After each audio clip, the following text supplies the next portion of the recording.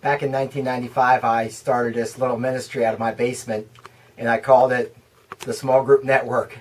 And I've got this domain name, smallgroups.com.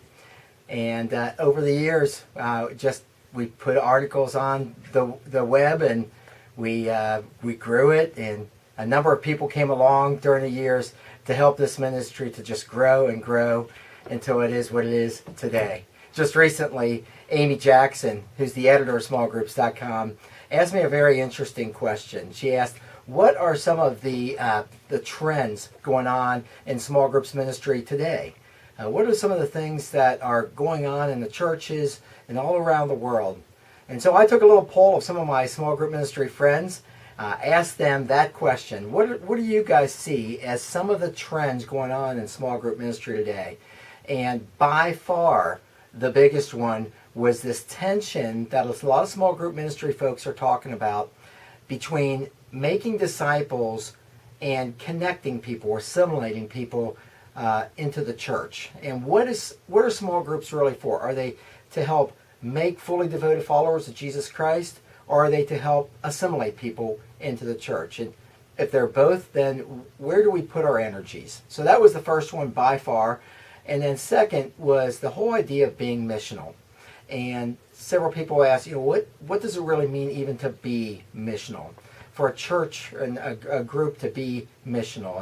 And once we figure out what it means to be missional, how do we do that? How do we go about becoming missional? And what are some of the theological underpinnings of all of that?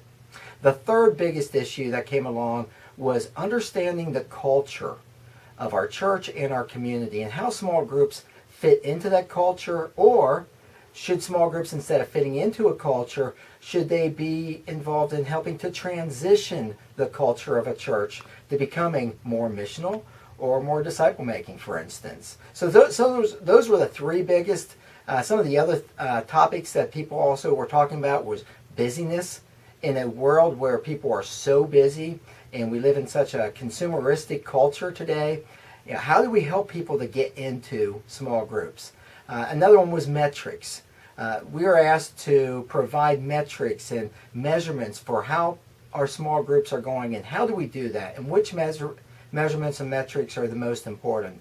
Another one that keeps coming up, and this has not changed over the years, but just helping people to get more involved in deeper, more authentic community life. And what does that look like, and how can our small groups achieve those?